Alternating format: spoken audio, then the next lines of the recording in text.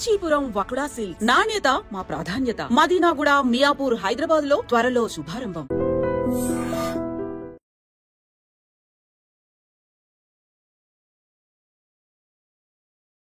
మరి ఇందాక మీరు చెప్పిన హార్ట్ బర్న్నే ఎక్కువ సిచ్యువేషన్స్ ఉంటారు, లేకపోతే హార్ట్ అటాక్స్ నిజంగా వచ్చే అవకాశాలు ఉంటాయి?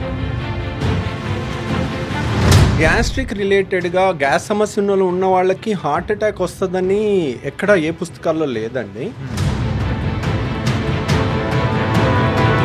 కాకపోతే ఏంటంటే గ్యాస్ సమస్యలు ఉన్న వాళ్ళకి చెప్పాను కదండి, చాలా మందికి ఈ అప్పర్ వాల్వ్ అనేది లూజ్గా ఉంటుంది, వాళ్ళకి హార్ట్ బర్న్ కామన్గా ఉంటుంది.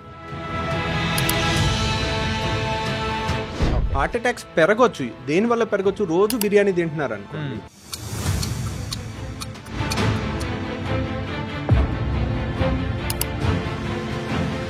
హాస్టల్స్లో పెట్టే కొన్ని ఫుడ్స్ కొంచెం హైజీనిక్గా లేకపోవడంతో సో వాళ్ళు ఏంటంటే ఆ కడుపు నొప్పి, ఆ గ్యాస్ అనేది కూడా ఎక్కువ ఉండడం, ఇంతవరకు ఆ తేపులు ఒకటేమైనా రావడం అండ్ ఇలా బోలెడన్ని ఇష్యూస్తో కూడా వచ్చేసి ఒక ట్యాబ్లెట్ అనేది వేసేసుకుంటారు. అప్పటికేమో కొంచెం సర్దుమణిగిపోతుంటుంది.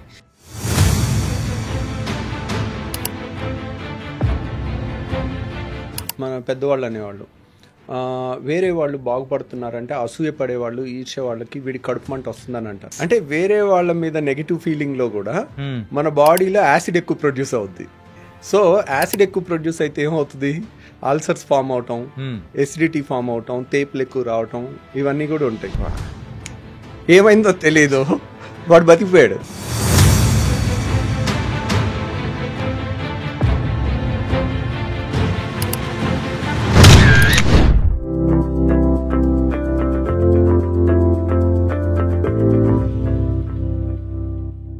Hi guys, welcome to I dream secrets of healthy life style with చాణక్యలో. ఈరోజు మనం తెలుసుకోబోయే టాపిక్ ఏదైనా ఉందంటే అది గ్యాస్ట్రిక్ ఇష్యూస్ గురించి.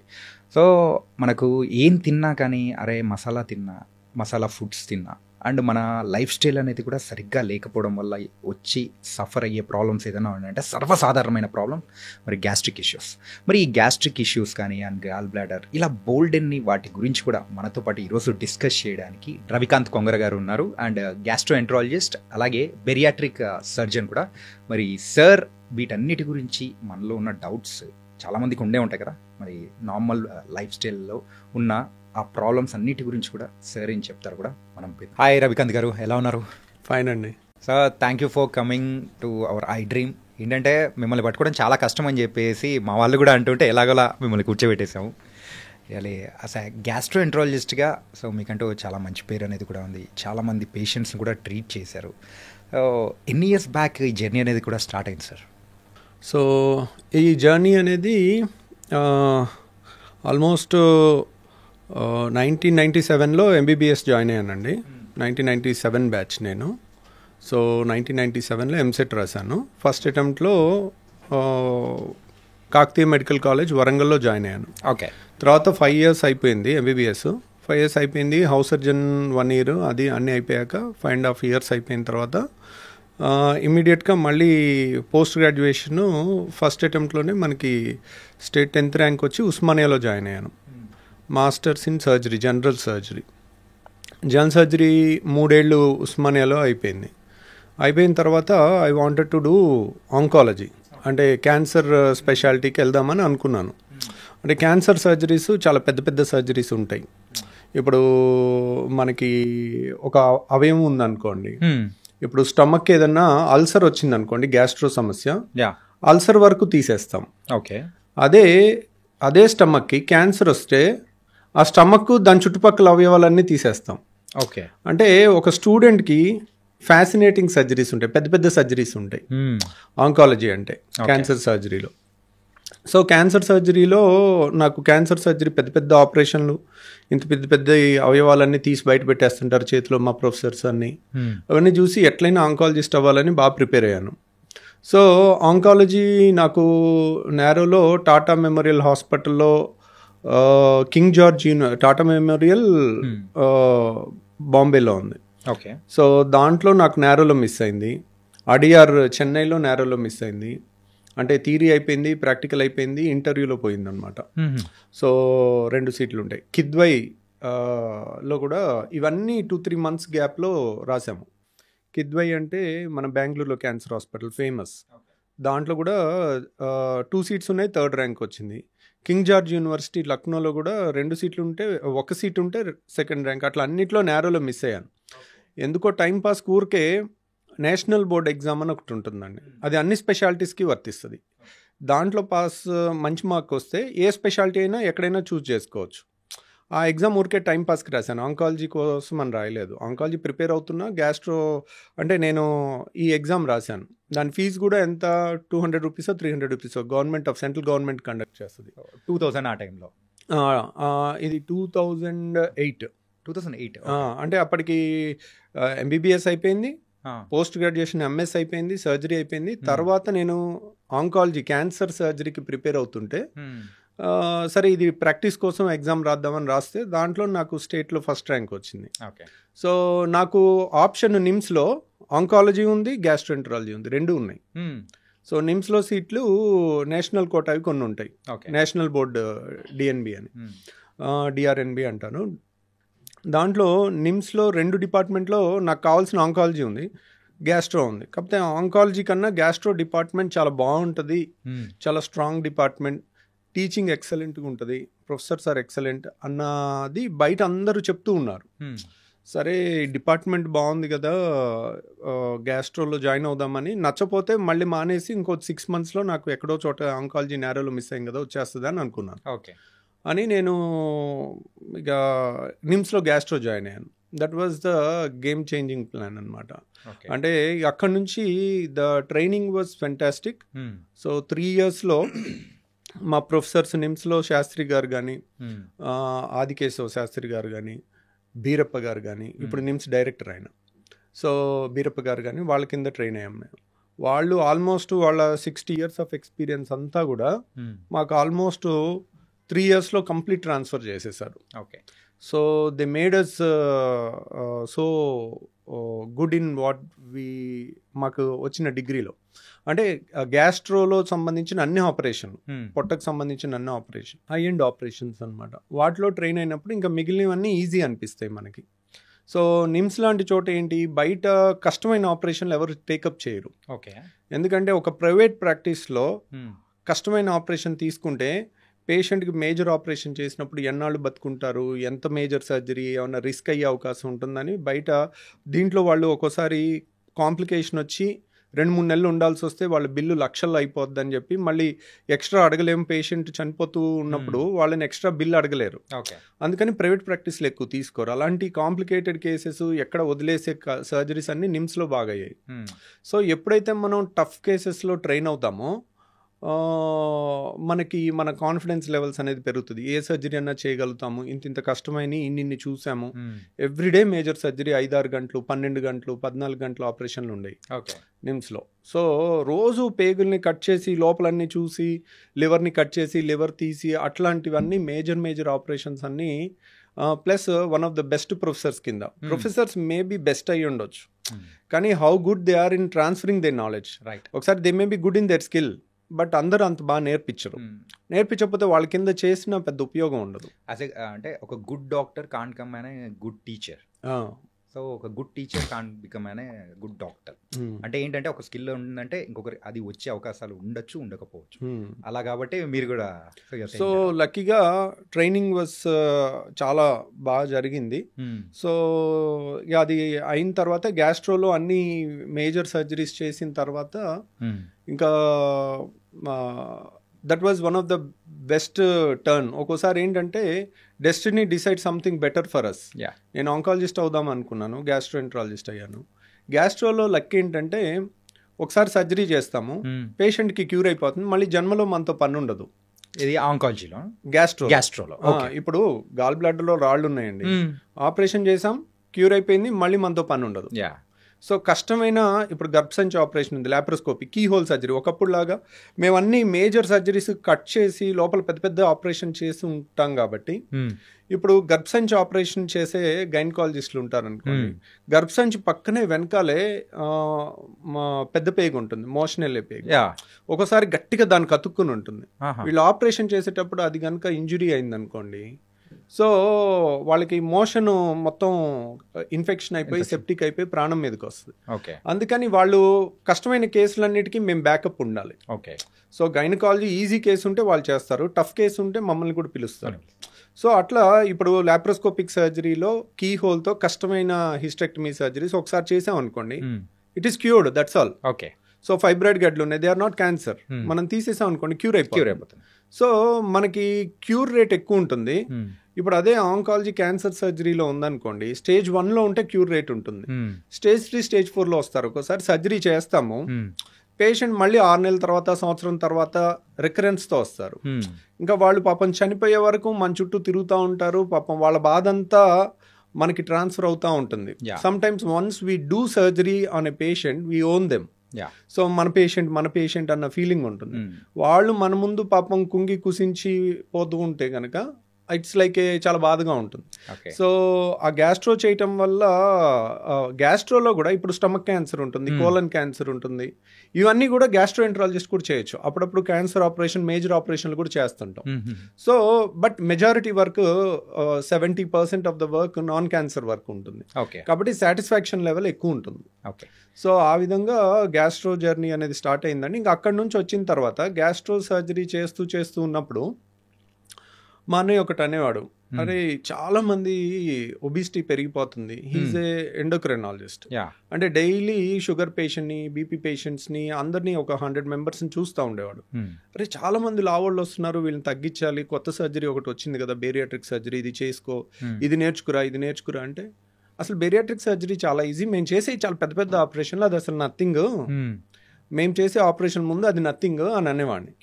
నువ్వు ఒకటి కూడా చేయకుండా నథింగ్ అంటావేంట్రా అంటాడు. ఒకటి కూడా చేయాల్సిన అవసరం లేదు. Bariatric surgery is a stomach surgery, fundamental gastro సర్జరీలో మోస్ట్ బేసిక్ సర్జరీ. సో మరి అందరూ ఎందుకు భయపడుతున్నారు అని అనేవాడు. అందరూ ఈ బేరియాట్రిక్ సర్జరీ అంటే ఎక్కువ మంది చేయట్లేదు, ఎందుకు భయపడుతున్నారంటే technically it is easy surgery, but planning wise it's a difficult surgery. ఎందుకనంటే ఇప్పుడు మీరున్నారు, మీకు నేను ఒక ఆపరేషన్ చేశాను అనుకోండి, you are a youngster, healthy, fit person, మీకు నేను సర్జరీ చేసి బయటపడేయటం చాలా ఈజీ. మీరే 250 kg ఉండి మీకు చిన్న ఆపరేషన్, అపెండిక్స్ ఆపరేషన్ చేసినా లైఫ్ రిస్క్ ఉంటుంది.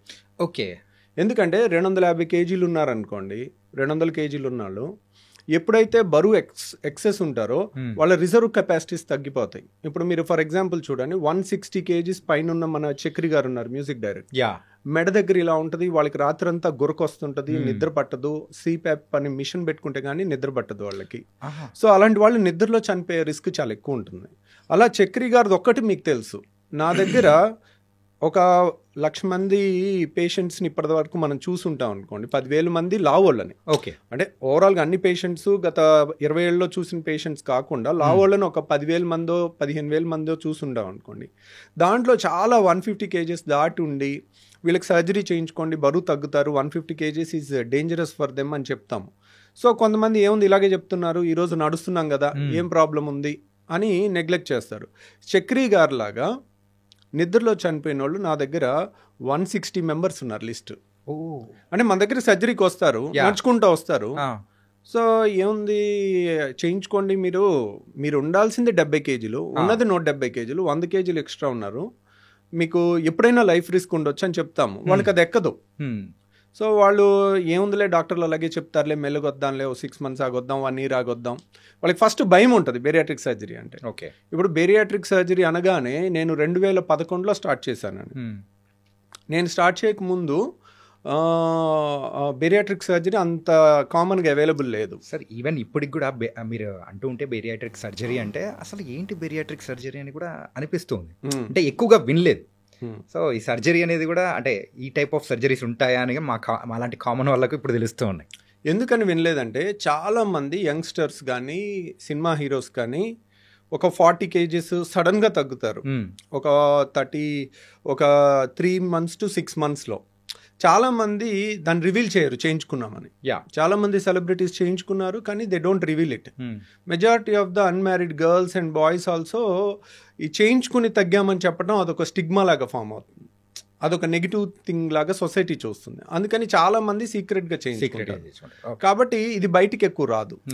సో కానీ ఒక 30 years దాటిన వాళ్ళు అలాంటి వాళ్ళు వాళ్ళు తగ్గితే ఒక 70 kgs 100 kgs తగ్గితే వాళ్ళ చుట్టుపక్కల చాలా మంది చూసి ఎలా తగ్గావు అని అడిగితే వాళ్ళు చాలా మంది చెప్తారు. అట్లా ఒక్క పేషెంట్ నుంచి మనకి 100 పేషెంట్లు వస్తారు. ఎందుకంటే it is obvious, result is obvious. So అంత ఫ్యాసినేటింగ్ గా కనపడతా ఉంటుంది. సో మీరు ఒక అపెండిక్స్ ఆపరేషన్ చేయించారు, మీరు చెప్తే గానీ తెలీదు. అదే మీరు 150 kgs నుంచి 60 kgsకి వచ్చారనుకోండి, అది వాళ్ళు గుర్తుపట్టరు. ఎవరు నువ్వేనా, నువ్వా, మీ బ్రదరా, ఏంటి ఇలా అయిపోయావు, ఏమన్నా జబ్బు చేసిందా, లేకపోతే ఇలా అయిపోయావు, ఇంత సడన్ గా మామూలుగా హెల్తీగా తగ్గలేరు కదా అన్న క్వశ్చన్స్ డిస్కషన్స్ వచ్చి. సో ఇప్పుడు మనం ఆల్మోస్ట్ ఇండియాలో బేరియాట్రిక్ సర్జరీ సౌత్ ఇండియాలో we do the highest number of surgeries అండి. అప్రాక్సిమేట్లీ ఎన్ని చేసి ఉంటారు అనుకోవచ్చు సార్? సో మొత్తం 3600 దాకా చేసామండి పైన. సో కాకపోతే ఎవ్రీ మంత్ అరౌండ్ 30-35 సర్జరీస్ వరకు జరుగుతూ ఉంటాయి. బేరియాట్రిక్ ఇంకా గ్యాస్ట్రో సర్జరీస్ వేరే జరుగుతుంటాయి. బరువు తగ్గే మాత్రం అరౌండ్ 30 జరుగుతుంటాయి. సో మనకి ఈ సర్జరీస్లో మనకి ఉన్న అడ్వాంటేజ్ ఏంటి అంటే, ఇప్పుడు సపోజ్ ఒక పెద్ద కార్పొరేట్ హాస్పిటల్కి వెళ్ళారనుకోండి, ఒక డాక్టర్ డజంట్ హ్యావ్ ఎ సే. ఇప్పుడు ఒక doctor want to give a concession to the patient. Some times corporate rules ప్రకారము డాక్టర్కి ఎక్కువ ఫ్రీడమ్ ఉండదు. లక్కీగా నేను కొంచెం చిన్న ప్లేస్కి వెళ్ళింది కూడా కారణం అదే, విజయవాడకి. సార్ అదే నేను నెక్స్ట్ క్వశ్చన్ అదే ఉంది సార్. ఇది మొత్తం ఉంది కాబట్టి, సో యూజువల్గా మీరు చదువుకునింది అండ్ పుట్టి పెరిగింది మొత్తము తెలంగాణలో, కానీ సెటిల్ అయింది మాత్రం విజయవాడలో. అండ్ మీకు వచ్చే పేషెంట్స్ కూడా రీసెంట్ టైమ్స్లో ఒకసారి అబ్జర్వ్ చేసుకుంటే as per research Hyderabad side నుంచి కానీ ఇక్కడ మీ దగ్గరకు వచ్చి కన్సల్ట్ అయ్యే వాళ్ళు కూడా పెరుగుతూ ఉన్నారు. అండ్ మీ నాలెడ్జ్ షేరింగ్ అనేది కేవలము డైరెక్ట్గా వచ్చి కన్సల్ట్ అయ్యే వాళ్ళు అంటే వాళ్ళ వరకే కాకుండా, సో త్రూ వీడియోస్ ద్వారా కూడా మీరైతే అంటే ఇలా ఉంటుంది, ఈ టైప్ ఆఫ్ ప్రాబ్లమ్స్ అనేది కూడా ఉంటుందని చెప్పేసి ఒక అవగాహన అనేది కూడా త్రూ వీడియోస్ అనేది కూడా షేర్ చేస్తున్నారు. సో అలా you became one of the famous sir. So it was very nice also. ఏంటంటే మనము అంటే ఆ డాక్టర్కి వెళ్ళాలి అని ఎవరైనా అనుకున్నారు అంటే వీడియో చూసి okay so she's a perfect అంటే హీఈ్ అ పర్ఫెక్ట్ అనుకొని కన్సల్ట్ అయ్యే వాళ్ళే చాలామంది వచ్చే ఉంటారు. సో ఇలా అన్ని క్వశ్చన్స్ ఉన్నాయి సార్. సో ఫస్ట్ మీరు ఎందుకు విజయవాడకి వెళ్ళిపోవడానికి రీజన్? విజయవాడ వెళ్ళటానికి కారణం ఏంటంటే అండి, ఒకటి యాక్చువల్ చెప్పాలంటే నేను వరంగల్ కాకతీయ మెడికల్ కాలేజ్లో చదివాను అనుకోండి. నాకు 5 years జూనియర్స్కి డాక్టర్ రవికాంత్ అంటే తెలుసు, 5 years సీనియర్స్కి డాక్టర్ రవికాంత్ అంటే తెలుసు. So okay, he's one of the best student in 150 members అనేది యూజువల్గా నోటెడ్ ఉంటుంది. సో యాక్చువల్గా వాళ్ళందరూ హైదరాబాద్ చుట్టుపక్కల సెటిల్ అయి ఉన్నారు. సో కాబట్టి నేను తర్వాత ఉస్మానియాలో నేను ఎంఎస్ చేశాను.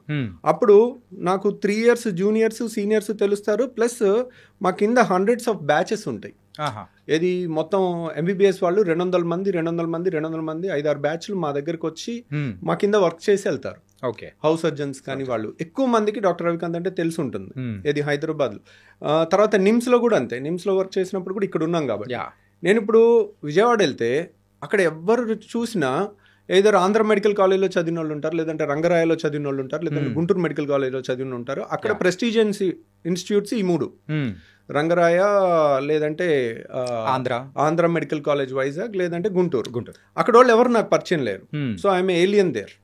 ఇక్కడ నేను ఏ హాస్పిటల్ గా వెళ్ళనివ్వండి, ఎవరో ఒకరు ఏరమ్మా నువ్వు ఇక్కడ ఉన్నావు ఏంటంటే నేను ఇక్కడే వర్క్ చేసేదని చెప్తా ఉంటాను. ఎవరో ఒకళ్ళు ఫేస్ ఎక్కడో ఒక చోట 3 places జూనియర్ సీనియర్ దొరుకుతారు. ఇక్కడ ఉండుంటే నాకు రిఫరల్స్ ఎక్కువ వచ్చాయి, ఎక్కువ మంది మన ఫ్రెండ్స్ ఉంటారు కాబట్టి పంపించేవాళ్ళు.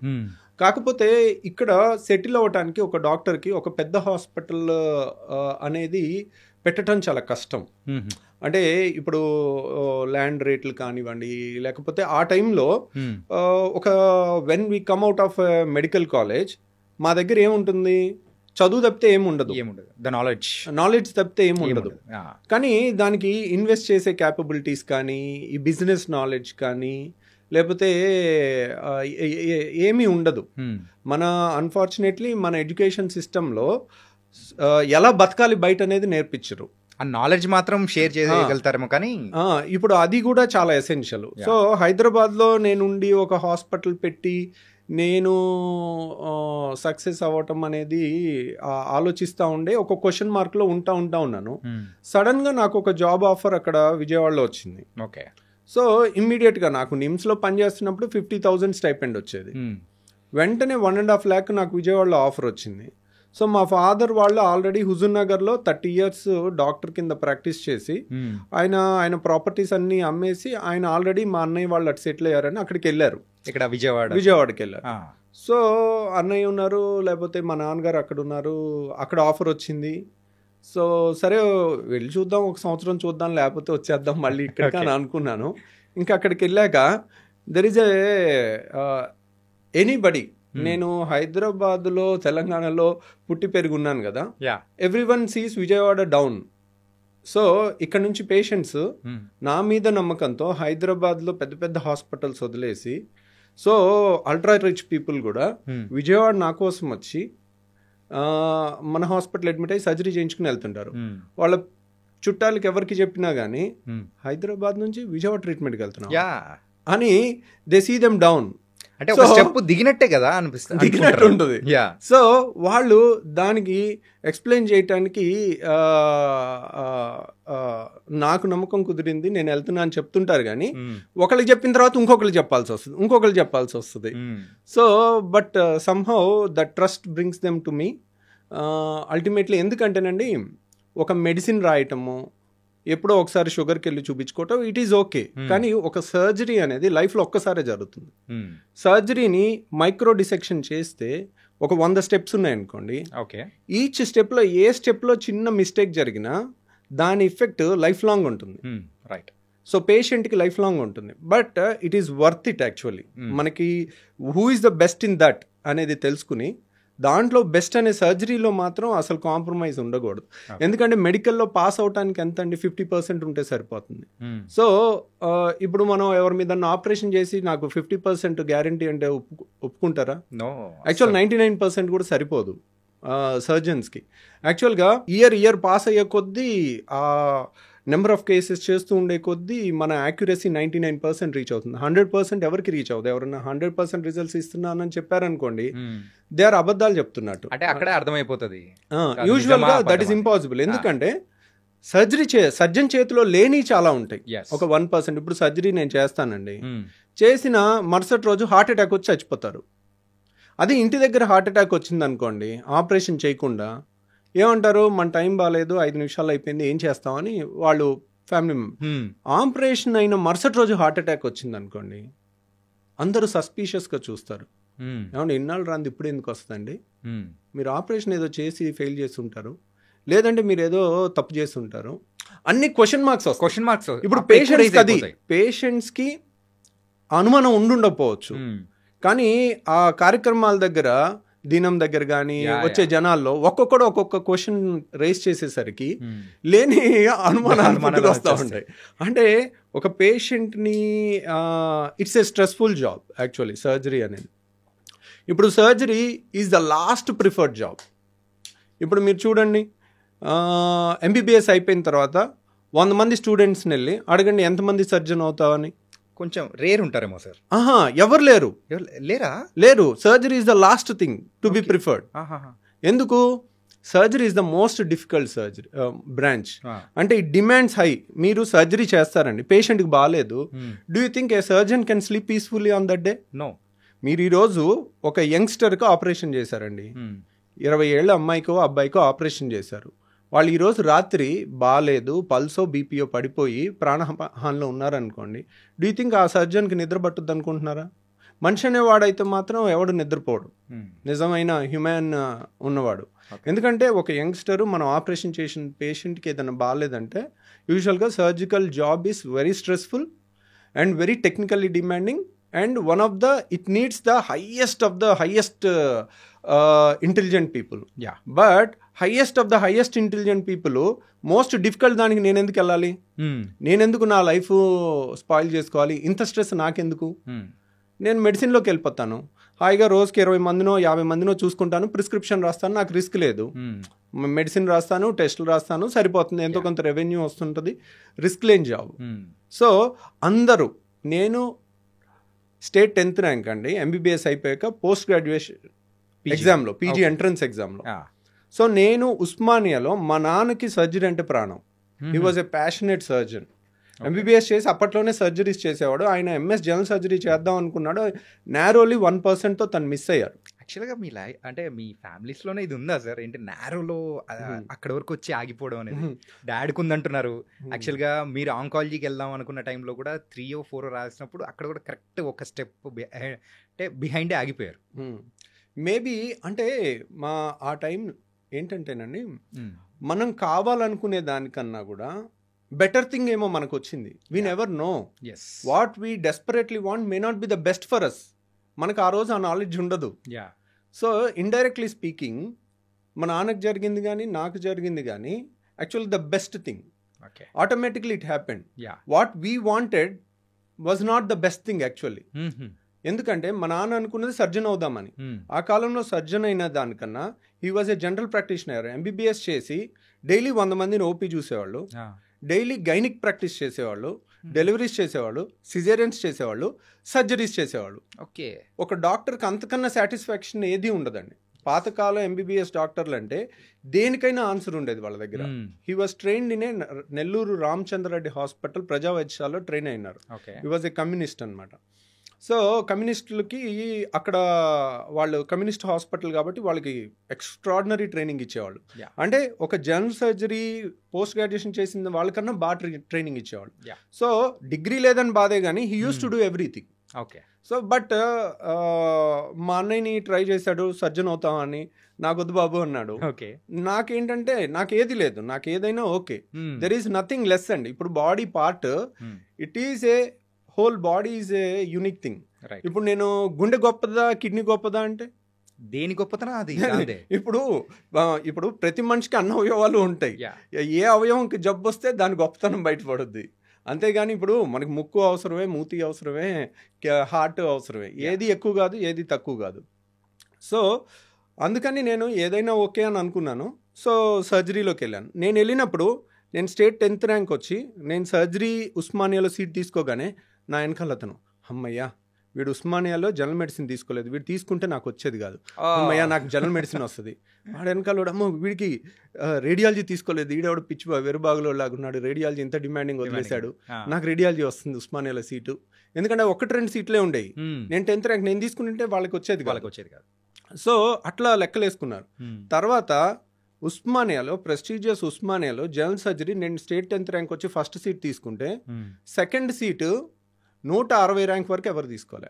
160 ర్యాంక్ వరకు జనరల్ మెడిసిన్ వరంగల్లో అయిపోయిన తర్వాత మిగిలిన డెర్మటాలజీ కూడా అయిపోయిన తర్వాత అన్ని స్పెషాలిటీస్ అయిపోయిన తర్వాత నాన్ రిస్కీ బ్రాంచెస్ అన్నీ అయిపోయాక ఇంకేది రానోళ్ళు అప్పుడు సెకండ్ సీటు ఉస్మానియాలో తీసుకున్నారు. సో బై చాయిస్ వెళ్ళటం వేరు. The worst trend in India is the smart people are not coming in to surgery. అది మన సొసైటీకి చాలా చెడండి. ఎందుకంటే మీరు చూడండి ద ప్రెస్టీజియస్ నిమ్స్లో you know cardiothoracic surgery, heart surgery చేసేవాళ్ళు లేరు. Seats are vacant. అసలు నిమ్స్ లాంటి దాంట్లో ఒక సీట్ వేకెంట్ ఉంటుందని ఎవరైనా ఊహిస్తారా? ఒక సూపర్ స్పెషాలిటీ సీటు కోట్లలో పెట్టినా దొరకదు అనుకుంటారు మీరు. ఈ రోజు కనుక నిమ్స్లో జనరల్ మెడిసిన్ సీట్ కానీ నిమ్స్లో కార్డియాలజీ సీట్ కానీ వేలం వేసి, ఇప్పుడు మనకి కోకాపేటలో స్థలానికి వేలం వేసినట్టు నిమ్స్లో ఒక సీట్ నేను పెట్టాను అని వేలం వేయండి, 20 కోట్లకు తక్కువ పోదు కార్డియాలజీ సీటు.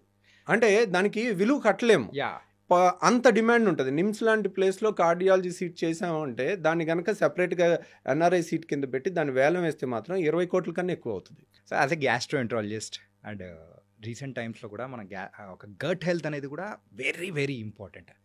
ఏంటంటే ఆ గట్ హెల్త్ బాగుంటే అన్నీ బాగున్నట్టే మన లైఫ్లో. ఆ హెల్త్ అనేది కూడా మొత్తం బాగుంటుంది, వేరే అవయవాలు కూడా అన్నీ దాని కరెక్ట్ ఫంక్షన్ అనేది కూడా జరుగుతూ ఉంటుంది అంటారు. సో గట్ హెల్త్ నిజంగా అంత ఇంపార్టెంటా? గట్ హెల్త్ అనేది యూజువల్గా ఒకప్పుడులా లేదండి. గట్ హెల్త్ ఒకప్పుడు ఇంట్లో ఫుడ్ ఎక్కువ తినేవాళ్ళు మన చిన్నప్పుడు కానీ, అందరూ పిల్లలు కానీ బయట ఫుడ్ ఎక్కువ ఉండేది కాదు. ఇప్పుడు ద మొమెంట్ ఈ ఫుడ్ డెలివరీ యాప్స్ అన్నీ వచ్చేసిన తర్వాత పిల్లలకి ఏ టైంలో ఏది కావాలంటే అది యూజువల్లీ అవుట్ సైడ్ ఫుడ్ వచ్చేస్తుంది. సో ఒకప్పుడు చక్కగా ఇంట్లో ఫుడ్ తినేవాళ్ళు, అప్పుడప్పుడు వారానికి ఒక్కసారి రెస్టారెంట్కి వెళ్ళేవాళ్ళు, బయట తినేవాళ్ళు. Okay, that's a different thing. ఇప్పుడు గట్ హెల్త్ సరిగ్గా ఉండాలంటే మనం తినే ఫుడ్ సరిగ్గా ఉండాలి.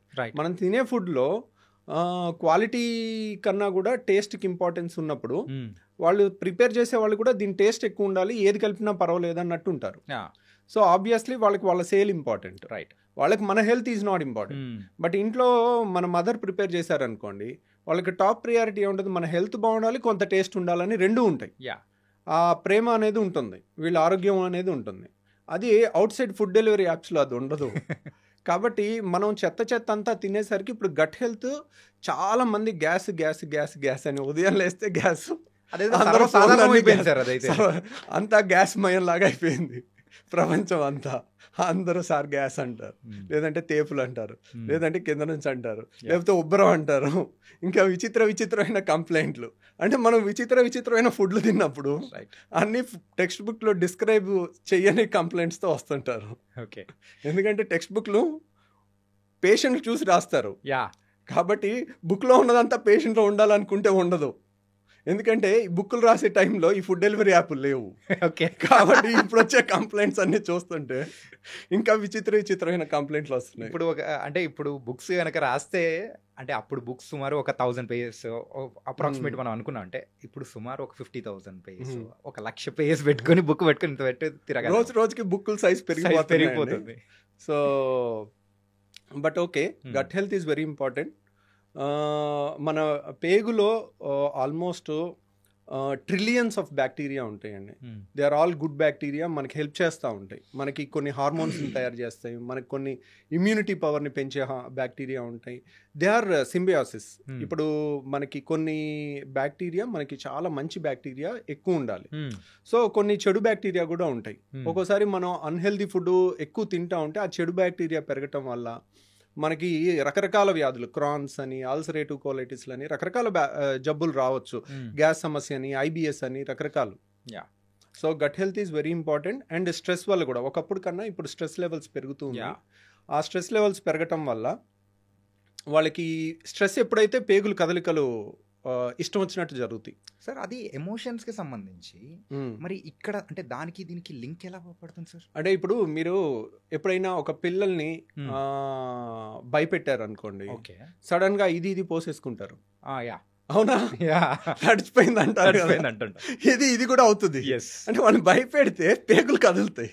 ఓకే, సో పేగుల movements are related to stress. So there is everything is inter related. ఇప్పుడు మన ఏలు కదిలించాలనుకోండి, మన బ్రెయిన్ నుంచి ఒక సిగ్నల్ వస్తుంది. ఇట్ ఈస్ సొమాటిక్ అన్నమాట. మన పేగులు నేను కదిలిస్తానంటే కదలవు అవి. They are autonomous. Autonomic nervous system కంట్రోల్లో ఉంటాయి. అటానమిక్ నర్వస్ సిస్టమ్ కంట్రోల్ అంటే 10 నిమిషాలకు ఒకసారి, 20 నిమిషాలకు ఒకసారి దాని మూమెంట్ ఇలా ముందుకి పేగులు కదలికలు అనేది వస్తుంటాయి. అవి స్ట్రెస్ని బట్టి ముందుకి వెనక్కి వెళ్తుంటాయి, ఇష్టం వచ్చినట్టు కదలికలు ఉంటుంటాయి. So stress is one important thing which impairs the gut health apart from latest outside food epidemic. అంటే అవుట్ సైడ్ ఇక అది మీరు ఆ టర్న్ ఓవర్స్ చూస్తే మైండ్ బ్లాక్ అయిపోవాల్సిందే. Food delivery apps recent times లో అయితే వాళ్ళు రికార్డ్ బ్రేక్ చేస్తున్నారు సార్. అంటే మోస్ట్ ప్రాఫిటబుల్ జాబ్ అన్నట్టు కూడా యాప్స్ అనేది కూడా తయారైపోయి. ఏంటంటే ఇప్పుడు మీరు ఒక్క ఇంట్లో ఒక పూటకి ఒకళ్ళు ఒక రెస్టారెంట్లో ఆర్డర్ పెట్టుకోవట్లే, నాకు ఇది ఇక్కడ కావాలి, నాకు ఇది ఇక్కడ కావాలి. ముగ్గురు బాయ్లు వచ్చి డెలివరీ చేసే టైమ్స్ కూడా ప్రతి ఇంట్లో మీకు I don't think any one is exception. ఎవరింట్లో అయినా కానీ ఒకళ్ళు ఉంటే ఒకళ్ళు పెట్టుకుని దాన్ని అడ్జస్ట్ అయి తిందాం అని కూడా ఉండట్లేదు. నాకు ఇది కావాలి, నాకు ఇక్కడ ఇది కావాలి, ఇద్దరు పెడుతున్నారు. అనవసరంగా ఎక్కువ అయిపోయి మిగిలిపోతుంది కదా అని ఇంట్లో వాళ్ళందరూ ఎవరో ఒకళ్ళు తినేసి ఇంకా పాడు చేసుకుంటున్నారు.